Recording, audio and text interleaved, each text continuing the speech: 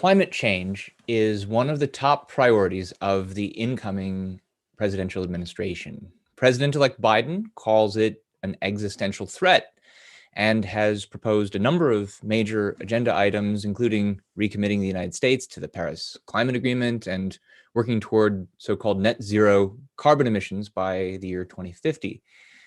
The plan draws on some of the elements of the Green New Deal, which was proposed by Alexandria Ocasio-Cortez in early 2019. And Biden's also incorporated it into his overall agenda for the US economy, which we discussed on this podcast earlier this week, Monday. This includes a major focus on union jobs, American manufacturing, quote unquote, buy American, and so on. And there's an attempt in the way the incoming administration portrays this to show it as to show the climate and energy agenda as a huge opportunity. As they put it, the Biden plan is to rebuild a modern, sustainable infrastructure and equitable, clean energy future. But beneath this agenda is a set of deeper philosophical premises that motivate the Democrats' views on environmental issues. Well, welcome to New Ideal Live. This is the podcast of the Ayn Rand Institute. Today, we're going to be discussing these ideas. This is the third in a series we've been doing this week on critiquing the philosophic ideas shaping the Biden administration's agenda. Today, we're going to be talking about their energy and environmental agenda. My name is Ben Bayer. I'm going to be joined shortly by my colleague at ARI, Keith Lockitch, who's an ARI Senior Fellow. Keith, are you out there? Hey, Ben. Hi, Keith.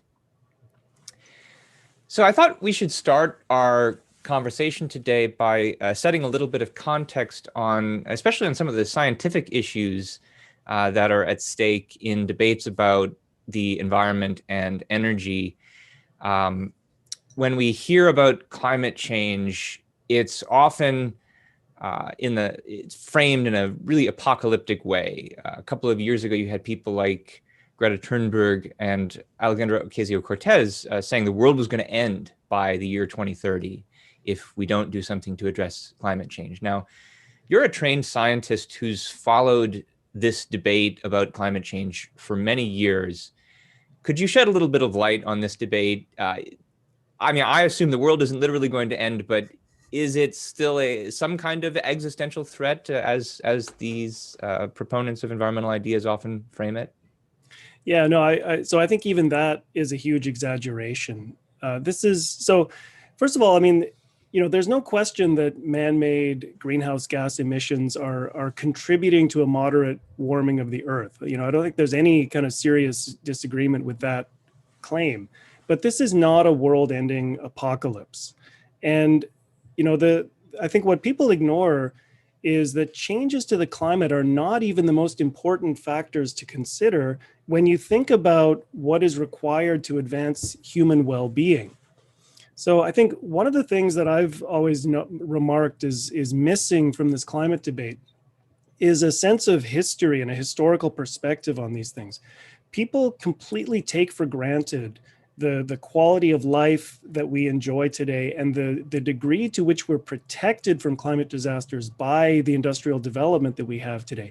If you think about what life was like before the Industrial Revolution, before we had all this technology and engineering and infrastructure and all these things that keep us safe from the climate, people were subject to the vagaries of climate in ways that we can't even imagine today. And do you think about undeveloped countries today in the world where people don't have access to electricity and clean water and this sort of thing?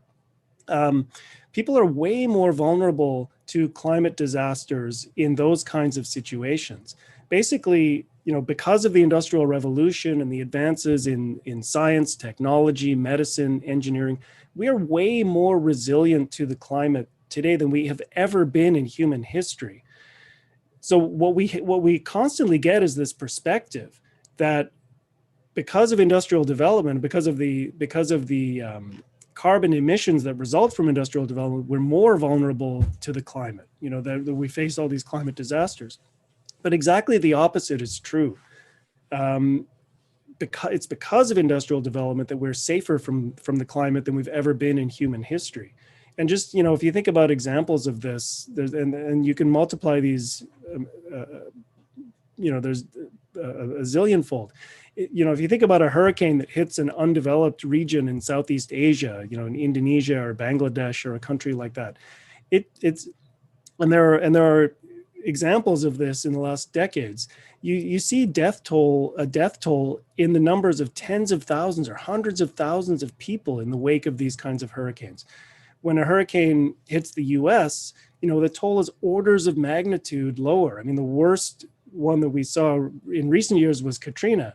And I think, were you in New Orleans at that time? No, later, but I had an anecdote I'll share about that, but go ahead. Yeah. But the point is, it's orders of magnitude lower, and the reason is that we have the industrial civilization that we have keeps us safe from these things. We have advanced warning systems and infrastructure. We have roads. We can get out. So the point is, climate change is real, but it's something we can adapt to, and it's not something that requires a total transformation of our entire economy to eliminate carbon emissions. Whereas this is what we hear all the time. What we need to do is promote industrial development and the political freedom that makes it possible. Whereas what the environmentalist movement is advocating is exactly the opposite. That the only path forward in the face of possible changes to the climate is a total decarbonization of the economy. And we can talk in a minute about what that actually looks like in reality. And this is what's underlying the incoming administration's climate and energy policy. The whole starting point for their climate agenda is the standard alarmist position of the environmentalist movement, and then it all goes downhill from there. So. Yeah, you asked about Katrina. No, I was in New Orleans for the better part of a decade, but I was there for Hurricane Isaac, which happened in 2011 or 2010. Can't remember which year. It's an interesting experience. What happens when power goes out through the entire city? The electrical grid goes down. What is the best thing to have on hand when this happens? A full tank of gas. Which you can use not only to get around, to get the food that you need to live, but to charge your phone if you want to stay in touch with people. Of course, it's a full tank of gas they don't want us to have if they're going to decarbonize the entire economy. Now, is the use of fossil fuels contributing to climate change and maybe even causing there to be more hurricanes? Maybe so, but as you're suggesting, if you want to be able to deal with hurricanes, there's nothing better to have than access to fossil fuels. It's a cheap, dense source of energy, which you don't have access to charging your batteries when a hurricane tears down the entire power system. Another example here is that we evacuated for a few days, came back to a city without power. The first thing we see coming back is a parking lot full of electrical trucks that are there to rebuild the power grid. I mean, just as far as the eye could see, trucks to rebuild the power grid. Trucks that are, again, powered by fossil fuels, which you wouldn't have access to as easily if you were going to decarbonize the economy in the way that you want to. So, yeah, I mean, having access to something like fossil fuels is essential for being able to deal with whatever kinds of climate vulnerability we have. And I've witnessed this firsthand. Yeah. But we should maybe now transition to talking about, just practically speaking, what it is that Biden wants to do to implement this kind of clean energy plan. What's he proposing in this area? Yeah, so you mentioned that this is a series of podcasts that we're doing this week, and on Monday, so yesterday there was you talked with ARI Senior Fellow Onkar Ghate about Biden's healthcare plan. On Monday, so the Elan Journo and Onkar Ghate kind of set the context by talking in general about the incoming administration's economic plans. And one of the things they observed is that part of the reason Biden prevailed in the Democratic primaries and then in the election is that he presented himself as sort of safe and moderate. He's not a radical like Bernie Sanders or Alexandria Ocasio-Cortez. And Elan and Onkar also noticed that, or made the observation that what this ends up meaning in practice is that there's sort of a radical wing of the party that sets the terms of the debate. And they do it by advancing an agenda that's most consistent with the shared kind of self-sacrificial moral premises underlying all of their views. But then you have someone like Biden who agrees with the basic moral premises. He just wants to move the country in that direction just a little more slowly. And we see that here with the climate and energy policies. So what are these ideas that the more radical members of the party are pushing that the Biden people are then trying to present in moderate form? Yeah, so you mentioned the Green New Deal. So this was, less than 2 years ago, Alexandria Ocasio-Cortez put forward this new ideal, and this is a really radical and really destructive proposal. It's basically it's a massively impractical proposal to get to, the way she puts it, is 100% clean and renewable energy in 10 years, which sounds great until you look at the details and see that what it actually means is, sort of cutting off our energy. So, and we'll talk about that in a minute. It's basically a massive government program to completely transform the whole energy economy, involving trillions of dollars of infrastructure. And that's the plan that AOC put forward. Now, Biden's plan, so again, it doesn't go all the way. It's not quite as radical as Alexandria Ocasio-Cortez's Green New Deal. But I would say, looking at some of the details of Biden's plan, it's equally out of touch with reality. Well, that's a strange thing to say, because it's the Democrats are often claiming it's the other side, it's the Republicans who are anti-science, who are all about alternative facts. They're the ones who are out of touch with reality. Maybe they're right about that too. But what facts of reality would you say Biden's out of touch with here? Well, so all of these plans.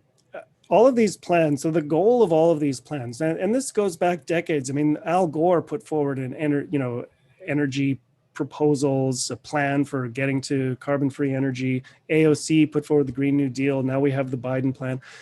I mean, ultimately, the goal of all of these plans is they want us to stop getting energy from sources that emit carbon dioxide. And they all claim that this can be done using the so-called renewable sources, using solar energy, wind energy, that sort of thing. But what this ignores is it flies in the face of the reality of how we actually produce energy today and where our energy comes from. More than 80% of the energy that we use today comes from burning fossil fuels: coal, oil, natural gas. So for all of the subsidies and government windfalls and effort that have been thrown at alternative forms of energy for decades, that number has not really changed much at all. The vast majority of our energy has come from carbon fuels and still comes from carbon fuels. Now, a significant portion, another, say, 10 or 11% of our energy, comes from sources like nuclear power and hydroelectric power. And these are carbon-free fuels, carbon-free energy sources in terms of their operation. When you're running a nuclear plant, it doesn't emit carbon dioxide the way a coal-fired power plant does, for example. But these sources are opposed by the most hardcore environmentalists for various reasons. So, if you add all that up, more than 90% of our energy comes from sources that environmentalists are adamant that we have to stop using. And if you look at the amount of energy that we actually get from solar power and wind power today, it's like a piddling 3 or 4% of our energy comes from this. And again, this is after decades of subsidies and mandates requiring that we use these kinds of energies and other forms of government support. So it sounds like you're saying, given how much of our current energy usage is based on carbon-based energy sources, then for them to implement their goals, they would either need to dramatically reduce the amount of energy we consume, which means we're not going to get to use all kinds of modern conveniences, or there'd need to be some kind of miracle in the development of alternative technologies. Now, why rule that out? Wouldn't the defenders of these plans say, basically, well, the alternative energy technology just hasn't been given a chance yet. It needs to be better developed, made more efficient. And that's the whole point of these investments that Biden administration wants to make. Yeah, and so I'm not going to say categorically that there's no possible breakthrough we could ever happen that could make sources like this useful. But there are sort of basic reasons stemming from just the fundamental physics and the economics of this for why this is not really likely to happen. The problem with solar and wind is that these are really, really useless, impractical forms of energy. They call them 21st century technologies, but you're talking about windmills. I mean, that's like 12th century technology, right? The problem is that they're unreliable, right? So if you're talking about generating electricity, one of the things that you require is stability, right? An electric grid requires a steady, even flow of energy in order not to, have spikes and brownouts and shortages and all this kind of thing. But what you have when you add wind capacity to an electric grid, wind comes and goes, right? You're adding a fluctuating source of energy to something that really has to be stable. And you don't have, and for something like solar, there's only certain places in the world where you can even get energy from solar power, and it's only available at certain times of day. So again, this is not stable energy that you're adding to the grid. The other fundamental issue is that these are extremely dilute forms of energy. So in order to get substantial amounts of energy, you have to gather and concentrate that energy over massive land areas. And this is why you see, when they want to build a solar power facility that generates any kind of significant amount of energy, they have to have, it's basically an industrial development that covers acres and acres and acres of land, and that has its own problems. We can talk about that more in a minute. Yeah, go ahead. Just to give the devil his due on this, isn't this the reliability problems and the dilution problems that you're talking about? Isn't this part of the reason why the Biden administration, for instance, wants to invest in batteries so that to harness that power and make it storable? Or do you think there's problems with this proposal as well? I mean, from what I've seen, there's no. I mean, you're talking about. We're not just talking about little, the battery here on my desk. We're not talking about little cells like this. You're talking about storing enormous quantities of energy. Like, I mean, the kinds of batteries you would need. I mean, there's a reason Tesla won out in the Edison-Tesla wars over alternating current versus direct current, and basically because you can't store that much energy. I know that people are working on advanced battery technologies, but this is, and again, as I said, there could be some kind of breakthrough that occurs, but this is not something that we should be building into a 10-year plan or Biden's talking about what he's going to do in his first term. I mean, this is not something that we should be building into a 4-year plan for our energy future. So it's one thing to maybe build better batteries for electric cars, but then trying to power 80% of the industrial economy on batteries is quite a different order. Yeah. But then what about something where there's a proven capability of powering industrial concerns, nuclear energy? Yeah, I mean, that's carbon free, right? Right. So if people actually cared about producing carbon free electricity, they should be all marching in the streets for demanding a massive scale up of nuclear energy. But obviously that's not what we see. If you look at the Green New Deal, Alexandria Ocasio-Cortez was calling for a transition away from nuclear. Ultimately, there's language in there about decommissioning all nuclear plants as soon as possible. Right now, Biden is not quite so bad on this.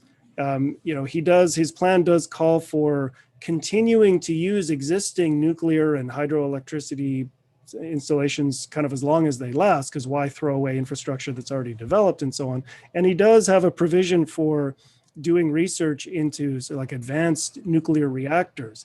But the premise here is that existing nuclear technology is somehow unsafe and unworkable, and we need to be opposed to it, which is they could have a whole discussion about that, but that's just not true. It's not true that we can't scale up nuclear until we have some kind of new advanced nuclear. And the point is that scaling up nuclear is not the core of his plan.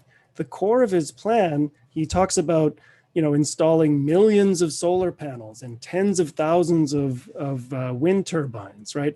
That's it's solar and wind, those forms of energy that all of this is resting on.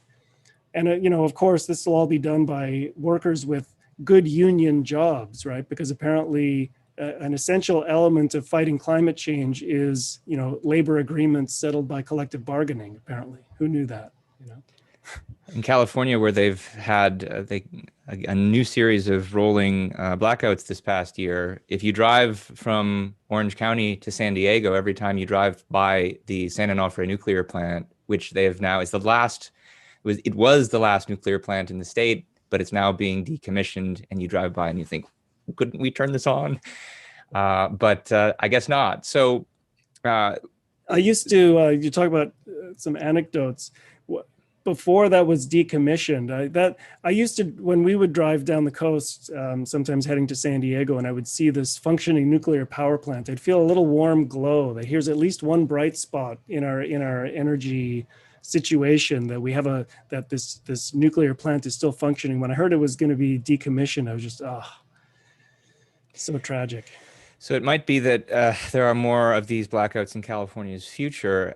And just to get a sense of what that might mean, you actually have a piece out that just was released on our publication New Ideal today about how there's something about the current pandemic and its effect on the environment that tells us something about what a fully decarbonized economy might look like. How did you argue for that point?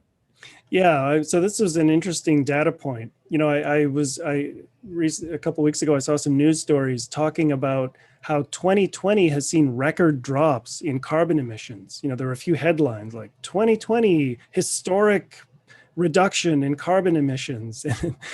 But all the news stories point out is that this is not a good thing, because it was caused by the pandemic. Basically the government lockdowns that brought the economy to a screeching halt also had the effect of massively cutting off carbon emissions. And I mean, this isn't surprising, because carbon emissions are a product of economic activity. I mean, this is a causal relationship here, right? So, my argument is that this is a cautionary tale. Like, if you thought 2020 was bad, imagine what the world would be like if we actually implement any of these massive plans to cut off our carbon emissions. And there were people quoted in these news stories, like researchers who related to looking at data for the Paris Climate Agreement and so on. They're saying that in order to meet the goals of the Paris Climate Agreement, we would need to reduce emissions by about the same amount as we did this year, but we'd have to do that every year for the next 10 years. So imagine, a pandemic level drop in economic activity happening every year for the next 10 years. I mean, how is that a solution to anything, And if that happens, we're not going to be able to do our work from home or do lots of Zoom calls or keep watching Netflix this time, because that's pretty power intensive, and that would be a natural candidate to cut. So something else that came out in the discussion on Monday was Biden's overall approach to the economy and to government, and for the whole array of plans that he has, and it's really staggering, dizzying number of different plans. The common theme uniting every one of them was more government. No matter what the problem is, the solution is to have government do more.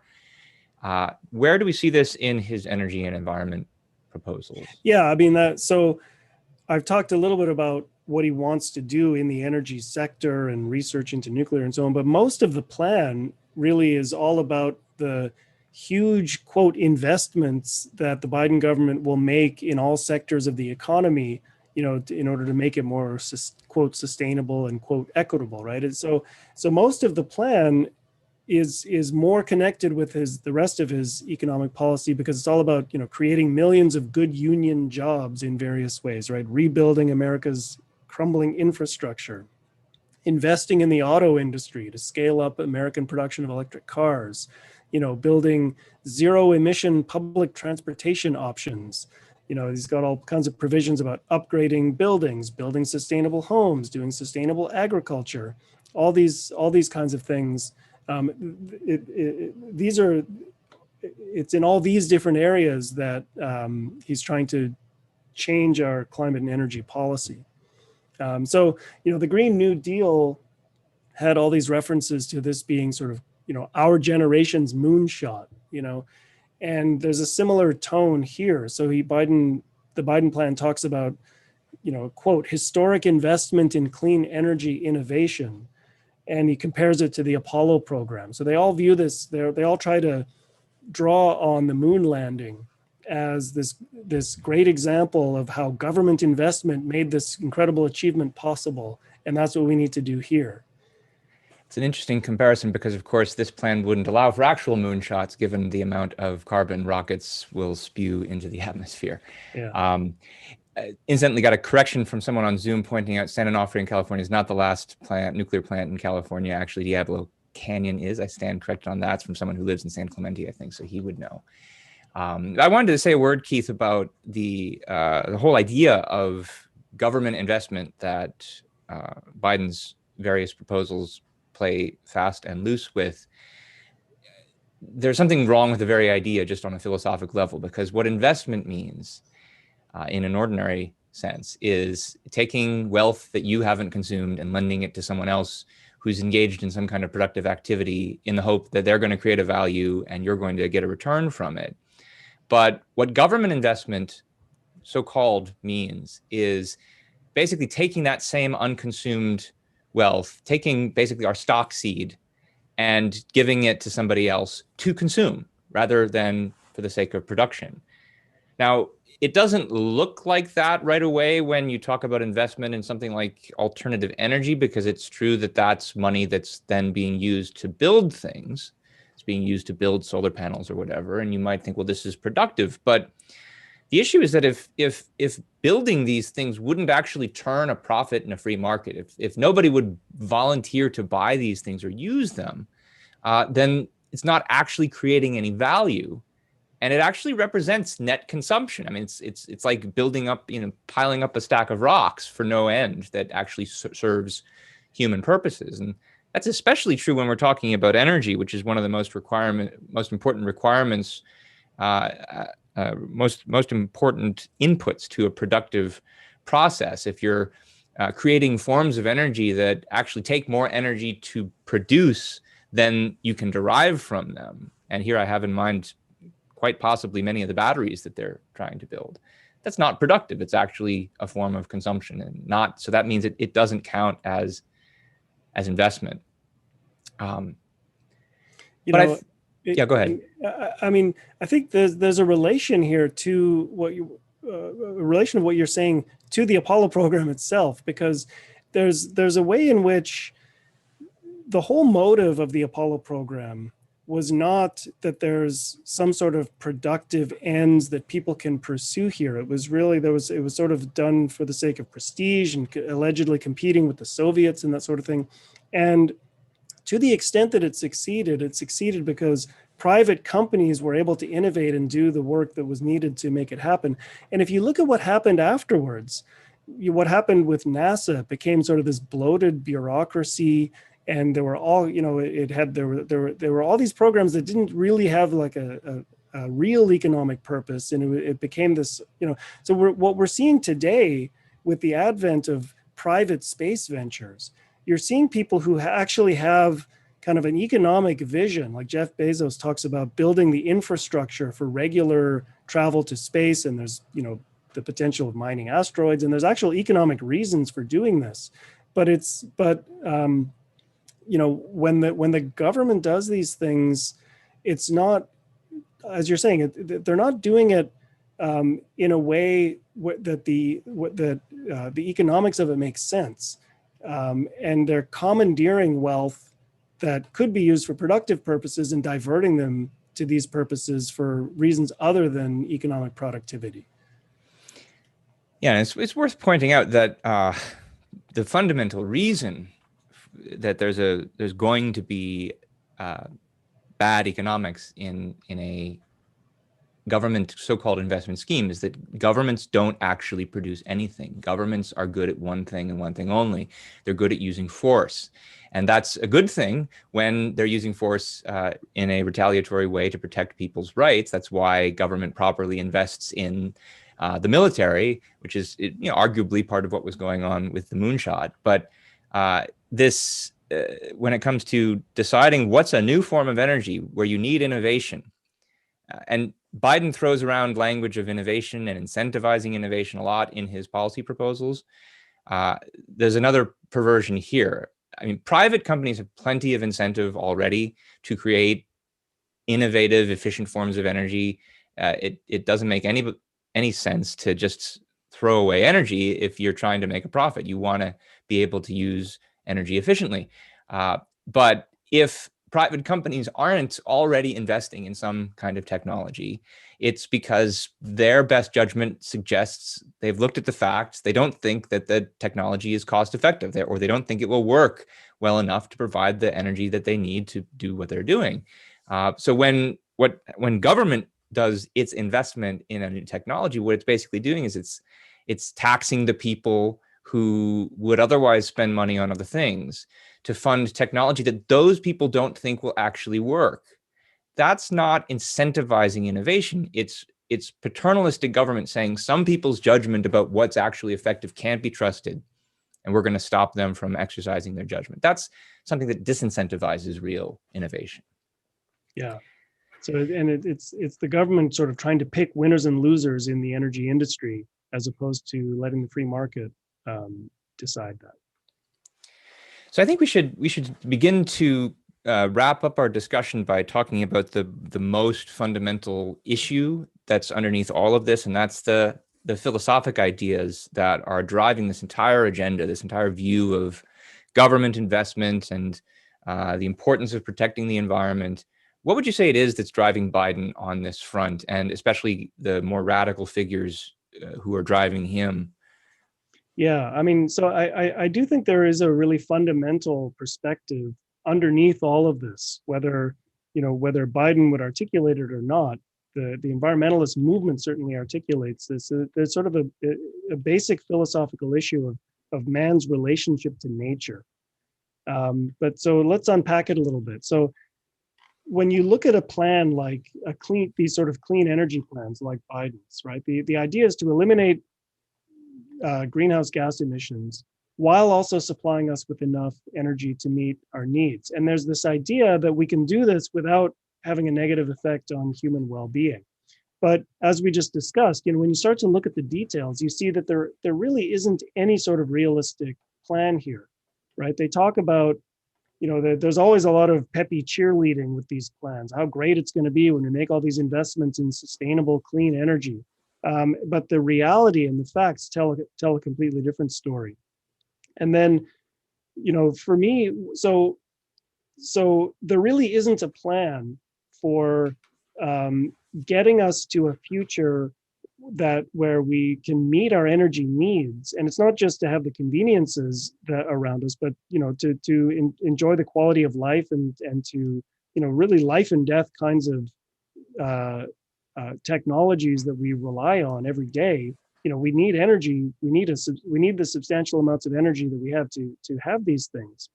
So when you look at the fact that there isn't really a plan, the idea that we can accomplish this with solar power and wind power is a complete fantasy. But then, even beyond that, to me, like the piece of evidence that really clinches it for me is that even when it comes to solar and wind power, so we're told on the one hand that we have to completely transform our energy to run on solar and wind in order to fight climate change, right? But then whenever you have a particular solar development proposal or a wind farm that somebody wants to build, who are the people that fight the hardest against those proposals? I mean, just I'll ask this as a question. I mean, who do you think it is that fights the hardest against, a solar plant or a wind installation? And maybe we should put that picture up on the screen of what you're talking about here. I mean, I look at this and I think, wow, this looks like a lot of solar energy. Maybe it's the fossil fuel companies who feel threatened by this because it's gonna cut into their margin. Is that who you had in mind? Well, uh, I mean, that's a reasonable guess, but the fact is that the people who actually fight the hardest against these things are the environmental groups, right? How So could that you be? showed the picture, so the picture that you showed, it's a huge solar facility in the Mojave Desert. When you drive from from Southern California to Las Vegas, you see this thing on the road as you head over there. Yeah, I've seen it. It's Um, impressive. yeah, yeah.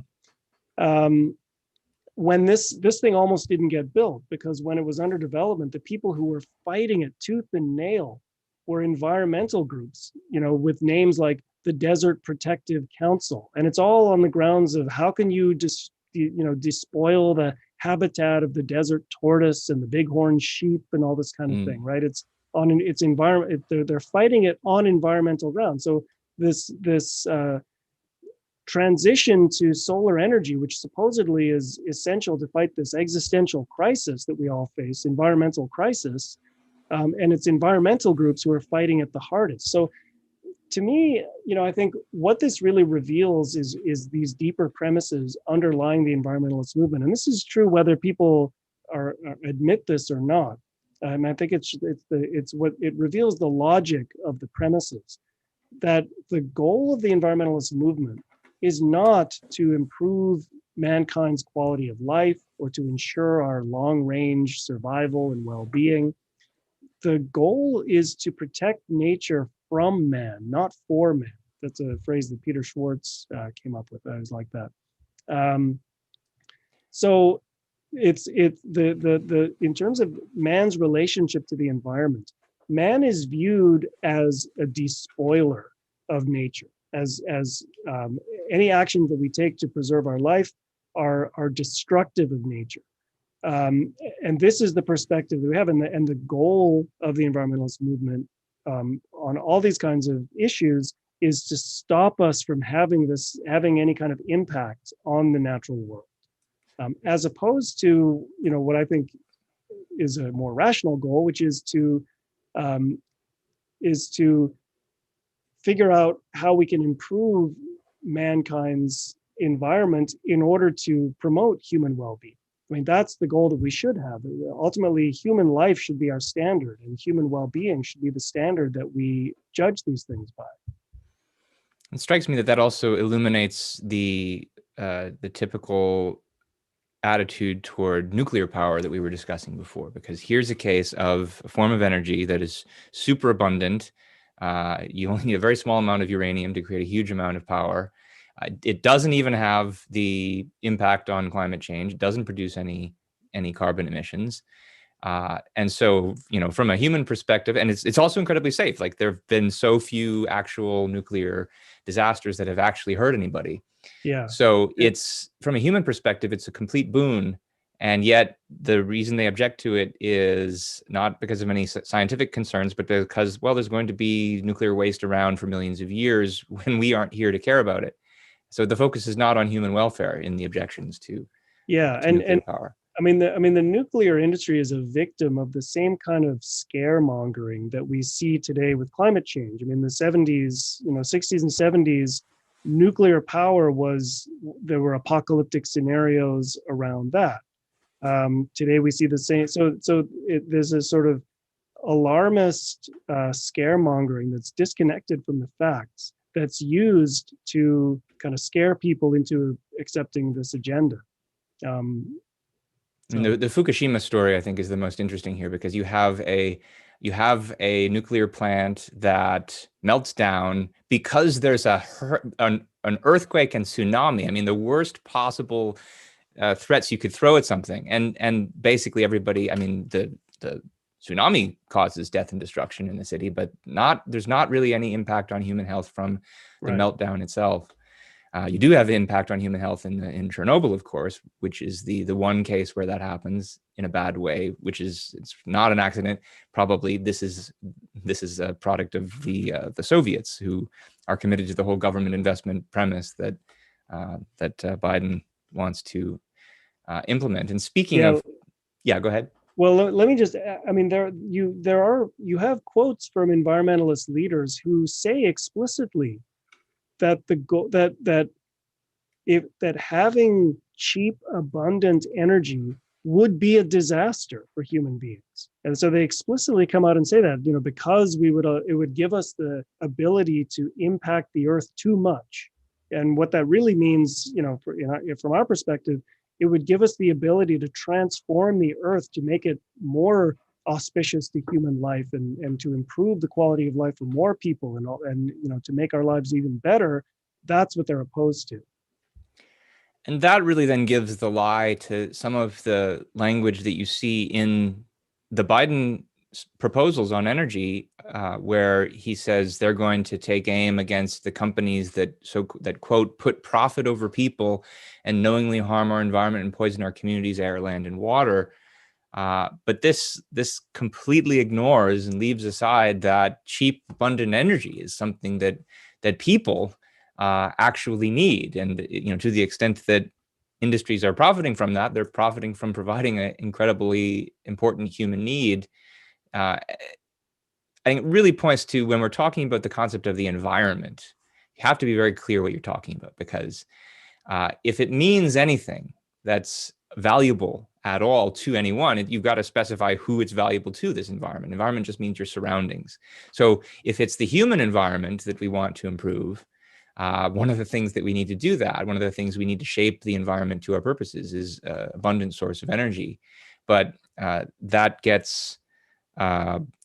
concept gets played around with to the point where it no longer includes humans. It's the environment outside of us, independent of our interests. And well, what is the value of preserving that? The answer is not given. I thought it would be a good idea here to start to wrap up by sharing a quotation from Ayn Rand that I think captures this observation that we've been trying to make over the last few minutes about what the real goal of the environmentalist movement is. If you look at her essay, The Anti-Industrial Revolution, she characterizes their motivations in this way. She says, in confrontation with nature, their plea is, leave well enough alone. Do not upset the balance of nature. Do not disturb the birds, the forests, the swamps, the oceans. Do not anger the unknowable demons who rule it all.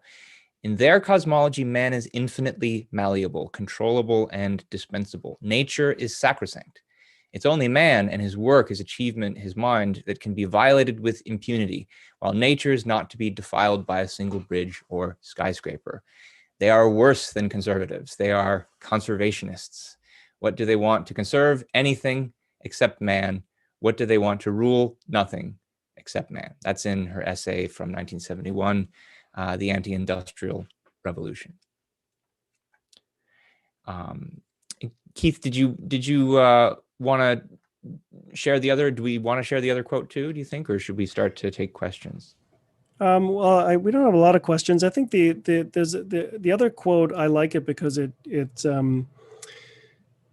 it's from an article called "The Left, Old and New," and one of the things we've been looking at this week is the full spectrum of the Democrats' plans, and it's that Ayn Rand has a perspective on how the leftist liberals changed, pre-World War II and after World War II. So I can mute and you can read this one as well. Sure. Yeah. So this is from essay in the same collection as The Anti-Industrial Revolution. She says, there was a time when the necessity of industrialization was the crusading slogan of Western liberals, which justified anything and whitewashed any atrocity, including the wholesale slaughter in Soviet Russia. We do not hear that slogan any longer. Confronted with a choice of an industrial civilization or collectivism, it is an industrial civilization that the liberals discarded. Confronted with a choice of technology or dictatorship, it is technology that they discarded. and skipping a bit. When they discovered the facts of reality involved, they declared that going barefoot is superior to wearing shoes. So much for their concern with poverty and with the improvement of human life on Earth. And that transition, Keith, between the old left and the new left is something that Elon and Onkar talked about earlier this week on Monday, talking about the overview. Actually, not this week. It was last week. Elon did a podcast on Ayn Rand's critique of the left, and so people want to learn more about that perspective. That's a good place to start. So yeah, I think we should start to take questions. If you have them, best place to put them is on YouTube in Super Chat. I see we did get one generous Christmas donation from someone in support of the channel here. Thank you for that. If anyone wants to ask questions, or if that gentleman wants to ask questions, we'd be happy to take them through YouTube Super Chat. Otherwise, Q&A box on Zoom is a good place also. I mean, so we have one question there from Judith who asks, do we think that stopping fossil fuels is not to stop their use per se, but to stop human activity that's possible because of their ease of access and use to reduce human activity? So yeah, I think that's right. And that is, so this question came early in the podcast, and I think that was a point that came out over the course of our discussion. So it is the day before Christmas Eve. So our live attendance is probably lower than it might normally be, but people can catch this on the recording. If we don't have a lot of questions, we can wrap up early. Well, one did just come in on the problem of nuclear waste disposal. How extensive is that problem? I mean, I could say one thing. You probably know more, but I mean, I'm not really an expert on that. My understanding is that it's a non-issue. It's part of the scaremongering that, oh, we've got this huge nuclear waste problem. We can't deal with it. There's no way to handle it, and it's going to kill people for centuries. My understanding is that it's a total non-issue. I mean, there's this huge underground complex that the federal government built, I think in Nevada, called Yucca Mountain. Anybody can look up Yucca Mountain, which was designed for this purpose, to hold nuclear waste for thousands and thousands of years. And they even have special pictograms, to warn people from entering it if they don't know how to read English anymore, or if aliens come or whatever. So like there's plenty of, and they can hold like the entire nation's nuclear fuel supply for centuries and centuries. As far as I understand, it's similar to what you've said before. There have been environmental groups who've objected to the use of it, so nothing's been transported there. Also, I think the states that the waste would have to pass through on railroads object to its to that happening. Even though I think they have much worse railroad accidents involving fossil fuel, oil trains being derailed and causing huge fires. We wouldn't have to deal with that as much if we could just transport some nuclear waste. I have one last question for you, Keith. If as maybe a way out, perhaps as a way of emphasizing that the point that we've been making here isn't that there's no point ever in trying to develop alternate forms of energy. What's the most famous example of this in Ayn Rand's fiction? Well, actually, so I have an article where I wanted to mention that some of these issues that we've been talking about are vulnerability to climate and the energy issues. I have articles where I go into these in great detail. I know you're going to put the links up at the end, but the energy article opens with the discussion of this amazing science fiction motor in Atlas Shrugged that draws on static electricity from the atmosphere. I assume that's what you're referring to. Yes, Galt's motor. Yeah. I've actually read that there have been real attempts to get static electricity power of that kind. I think they've turned out to just not be energy efficient enough yet, which is the same issue as the others. I think you'd run into a similar issue as you would with solar and wind, that there's just not enough there to draw on. So, yeah. Good.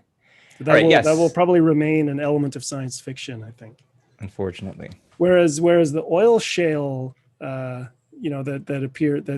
discussed in the book, I mean, that's an element of science fiction that actually, turned out to be prophetic. It was prophetic, yeah. So I think we should wrap up with some resources for people who want to learn more about this. And the first place I'll point is to Ayn Rand herself. We read a passage from The Anti-Industrial Revolution. That's in the book Return of the Primitive. I didn't get a chance to add to this slide the left, old and new, which is also in that volume, Return of the Primitive. Some of the issues that I was discussing about the concept of investment and the way in which government can't engage in investment, those are covered in Ayn Rand's essay Egalitarianism and Inflation, which is in her collection Philosophy Who Needs It. Also, I'd like to point to some of the work of my co-host today, Keith Lockett, has produced a number of very rich articles on these issues over the years. The one that we talked about as having just come out today on New Ideal is called Pandemic Exposes the Reality of a Low Carbon Economy. If you're listening, you can go to bit.ly/pandemic low carbon to get a direct link to that on New Ideal. There's also a lengthier article that I believe, re-released on New Ideal some months ago about the war against energy and how Ocasio-Cortez's Green New Deal is an expression of that. You can read that by going to bit.ly/green war. And a really valuable article, which I learned a lot from, which touches on some of the things that we discussed at the beginning of the episode today, about how if the climate is changing, the thing that you need most to be able to deal with the vicissitudes of a changing climate is industrial capitalism and the energy that it makes available. There's a lengthy journal article that we've republished on the ARI site that you can read by Keith called Climate Vulnerability and the Indispensable Value of Industrial Capitalism. That's at bit.ly/climate vulnerability. So if you enjoyed our podcast today and you'd like to be able to follow us in the future and you're watching us on YouTube, please be sure to hit that subscribe button, hit the bell to get notifications. Also, please like this episode. That helps us optimize the algorithm so that more people will notice these episodes in the future. If you have questions that you'd like to ask us about things that came up today, send us an email to newideal@aynrand.org. We read all the email that comes in. We answer many of them. And if you have ideas for future episodes, we sometimes take you up on those ideas too. Otherwise, that's all I've got. Thanks, Keith, for joining us today. Thanks, and Merry Christmas and a Happy New Year to everyone in our audience.